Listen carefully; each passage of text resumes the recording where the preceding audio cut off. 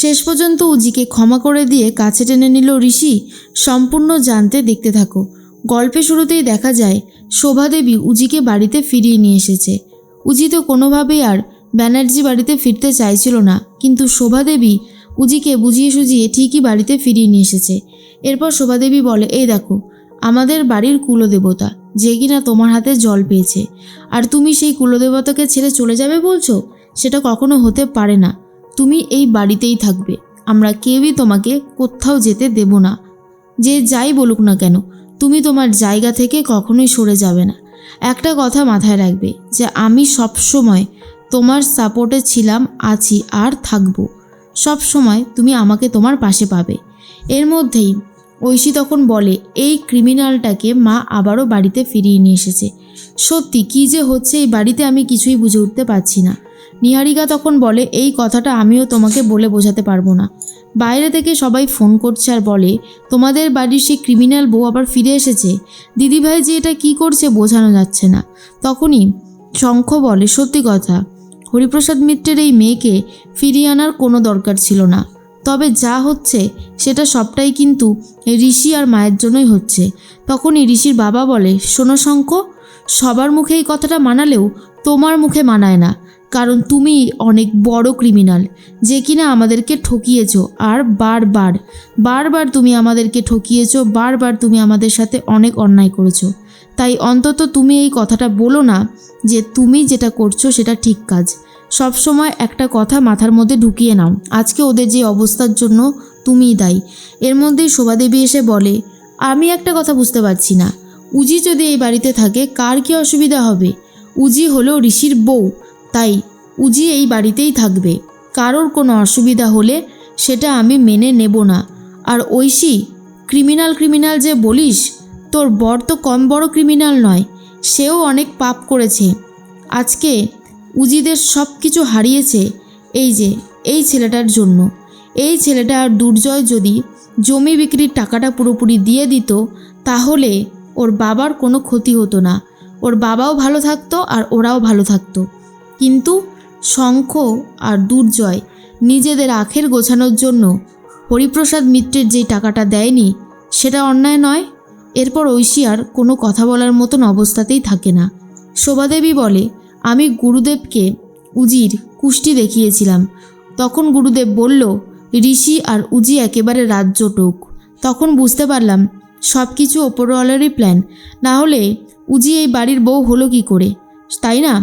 সেজন্যই বলছি, যা হয়েছে সেটাকে মেনে নিতে শেখ, না হলে কিন্তু খুব খারাপ হয়ে যাবে। আমি কিন্তু কোনোভাবেই উজির অপমান মেনে নেব না। এই মেয়েটাকে আমি অনেক বুঝিয়ে সুঝিয়ে রাজি করিয়ে এই বাড়িতে ফিরিয়ে নিয়ে এসেছি, তাই ওর অপমান আমি মেনে নেব না। তখন ঐশী আর কোনো কথা বলার মতন অবস্থাতেই নেই। ঐশী এটা বুঝতে পেরে যায় শোভাদেবীকে বলে কোনো লাভের লাভ হবে না। তার মাঝখানেই জ্যোতি ভাবে, যেভাবে সবাই বিশেষ করে মা বাবা তার হয়ে কথা বলছে, উজি তখন ভাবে এই বাড়ির মানুষগুলো বেশিরভাগ মানুষই তার সাপোর্টে রয়েছে। তখন ঋষি বলে, মা তুমি ওকে এই বাড়িতে ফিরিয়ে আনতে পারো, কিন্তু আমি ওকে এই বাড়িতে ফিরিয়ে নিয়ে এসেছি শুধুমাত্র ওকে কষ্ট দেওয়ার জন্য, কারণ ওর সাথে আমি আমার সম্পর্ক কোনোভাবেই মেনে নিতে পারবো না। শোভাদেবী বলে, তুই যাই করিস না কেন, আমি বলছি স্বামী স্ত্রীর মধ্যে যে সম্পর্ক থাকে তাতে মান অভিমান ঝুট ঝামেলা সব কিছুই থাকে, কিন্তু একে অপরকে ছেড়ে যাওয়ার কথা কখনো ভাববি না। এইটা মাথায় রাখিস। কাল গুরুদেব আসবে, কাল বাড়িতে পুজো আছে, আর এটা নিয়ে যেন কোনো অশান্তি না হয়। এরপরই শঙ্খ আর ঐশী দুজন মিলে দুর্জয়ের সাথে কথা বলতে চলে যায়। দুর্জয় বলে, এখন সমস্যাটা হয়েছে ওই উজিকে নিয়ে। ওকে তো রীতিমতো দিদিভাই মাথায় তুলে রেখেছে, আর সেই জন্যই যত ঝামেলা সৃষ্টি হয়েছে। যেভাবেই হোক ওই উজ্জ্বলা মিত্রকে ওই বাড়ি থেকে বার করতে হবে। দরকার পড়লে পুজোতে এমন কিছু অঘটন ঘটাতে হবে যাতে এটা প্রমাণ হয়ে যায় উজ্জ্বলা মিত্র আর ঋষি কোনোভাবে রাজ্যটক হতে পারে না, ওদের মিল কখনো হবে না। এরকমই কিছু আমাদেরকে একটা প্রমাণ করে দিতে হবে। কি বলো শঙ্খ? শঙ্খ তখন বলে, মেশো আপনি তো একদম দারুণ প্ল্যান করেছেন। আপনি যেই প্ল্যানটা করেছেন সেটা আমি একমত। এরকম কিছু করলে হয়তো এটা প্রমাণ করা যেতে পারে। তখনই মনে মনে একটা কথাই ভাবছিল দুর্জয়, যেভাবেই হোক না কেন হরিপ্রসাদ মিত্রের মেয়েদেরকে সে ছাড়বে না। উজ্জ্বলা মিত্রকে তো আগে ওই বাড়ি থেকে বার করবে। এরপরে নিশার সাথে কথা বলতে থাকে ভানু। তারপরে ভানু কথা বলে উজির সাথে ফোনে। কনস্টেবলের কাছ থেকে জোর করে ফোন আদায় করে ব্যবস্থা করেছে। উজিকে বলে, হ্যাঁ রে উজি, তুই কি লয়ারের সাথে কথা বলতে পারলি? দেখ, তোর দিদিকে আমি বোঝানোর চেষ্টা করছি। জানি না আমি কতটা বোঝাতে পারবো, তবে আমি আমার 100% দিয়ে চেষ্টা করছি যাতে সব কিছু ঠিক করা যায়। তুই অন্তত এই ব্যাপারটা একটু বুঝিস। উজ্জি তখন বলে, আমি চেষ্টা করব দিদিকে সৎ পথে ফেরানোর। এরপর ঋষি নিচে বিছানা করে ঘুমানোর চেষ্টা করে, কিন্তু ঋষির কখনোই ঘুম আসতে চায় না, আর উজি এসে সেই নিচেই ঘুমায়।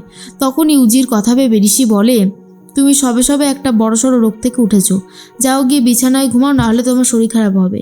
তখন উজি বলে, আমার যাই হয়ে যাক না কেন, তাতে আপনার কী বা যায় আসে, আমি ঠিক আছি, আর এই ঘরটা আপনার। আপনি যদি এই ঘরে নিচে ঘুমান তাহলে আমিও নিচে ঘুমাবো। ঋষি তখন বলে, কেন করতে চাইছো এগুলো? এটা করে তুমি কি প্রমাণ করতে চাইছো? উজি তখন বলে, বেশি কিছু প্রমাণ করতে চাইছি না, তবে এইটুকুই বলতে চাই যে আমি আর কোনো অন্যায় করব না। আমি আপনার সাথে আছি। আমি অন্যায় করতে এসেছিলাম ঠিকই, কিন্তু এই বাড়ির মানুষগুলোর কথা ভেবে, আপনার সততা দেখে আমি কিন্তু সত্যি কোনো অন্যায় করতে পারিনি ঋষিবাবু। সেই কথাটা অন্তত বিশ্বাস করুন। বরঞ্চ আমি এখন দোটানার মধ্যে আছি। আমি তো এই বাড়িতে আসতেই চাইনি। আমি তো এই বাড়ি থেকে অনেকটাই দূরে চলে যেতে চেয়েছিলাম। আপনার মাই আমাকে এই বাড়িতে নিয়ে এসেছে, কিন্তু বিশ্বাস করুন, আমার এই বাড়িতে থাকার কোনো রকমের কোনো ইচ্ছা নেই। এরপর ঋষি বুঝতে পারে যে উজি আর যাই হোক না কেন, সে কাউকে ঠকাতে অন্তত পারে না, অন্তত টাকা পয়সা নিয়ে তো নাই, তার মধ্যে এতটুকু লোভ নেই। কিন্তু সে চেয়েছিল বাবার মৃত্যুর বদলা নিতে, এটুকুই ছিল তার চাওয়া।